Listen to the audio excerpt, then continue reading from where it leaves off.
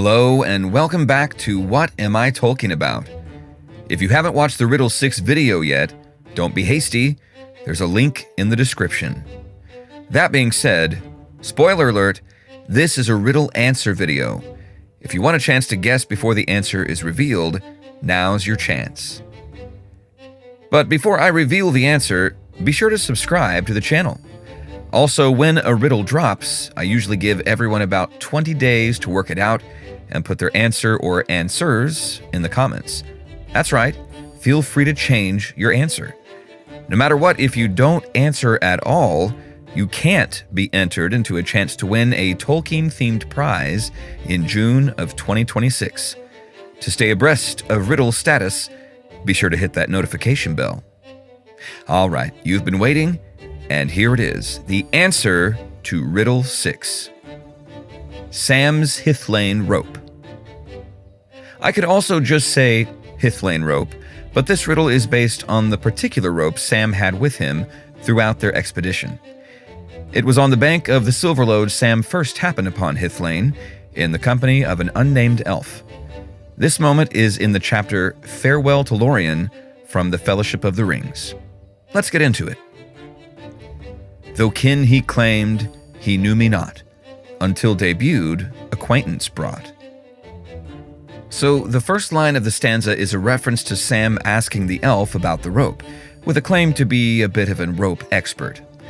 The line reads, knowing a bit about rope making, it's in the family, as you might say. Ergo, kin he claimed.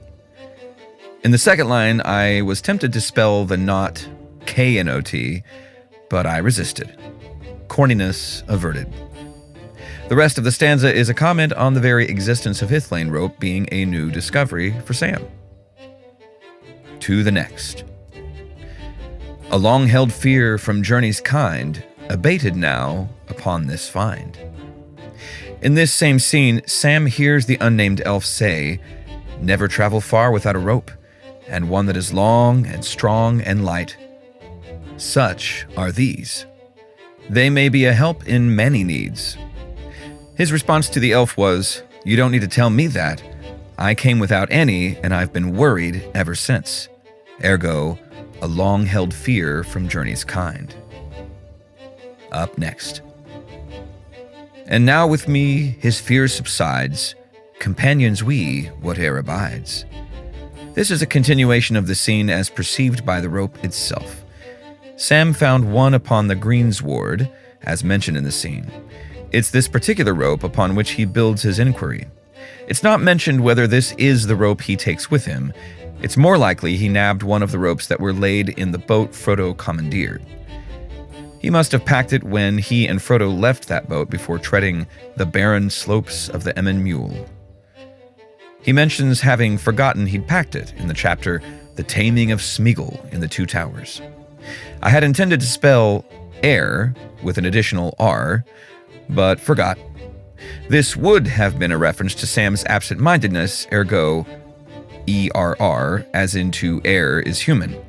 But, alas, I was the absent-minded one. Cleverness averted. Onward. The greater gift, a bit of earth, contingent on survivor's mirth.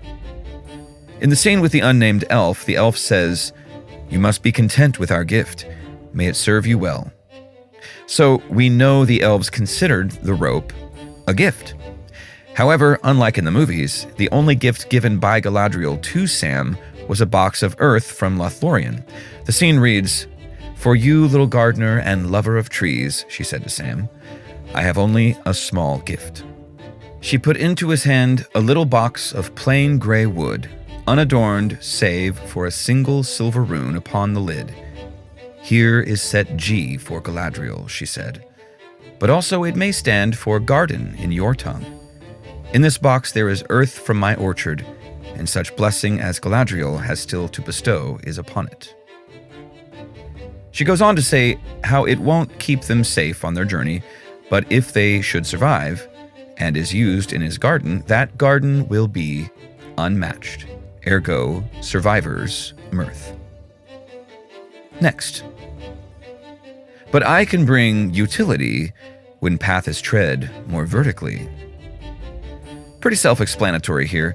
I just wanted to portray the rope's opinion of how it was technically more useful than a box of dirt while they were on their journey. To the penultimate. If friend a fellow, if foe a flame, if all to wear, can't hide your shame. The rope is found to be magically kind to those led by light and responds with helpfulness, ergo, if friend a fellow. To those led by darkness, it appears to be magically punitive, as we read in The Two Towers pertaining to how Gollum reacts to it when bound to his ankle. In the chapter The Taming of Smeagol from The Two Towers, Gollum says, "It freezes and hurts." In the movie, he said, "It burns," ergo, if foe, a flame. This is more an expression of pain rather than a literal damaging fire, so to speak.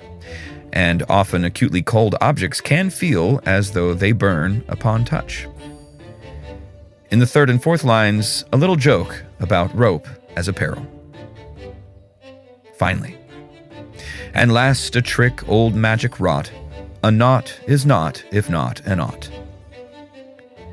This is a reference to the seemingly magical ability of the rope to, upon command, unloosen itself from any knot, so the user can retain its usage.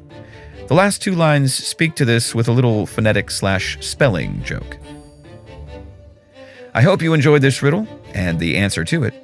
Let me know in the comments what you thought. And again, if you'd be so kind, please like, share, and subscribe. Stay tuned for the next riddle. In the meantime, farewell, and may the blessing of elves and men and all free folk go with you.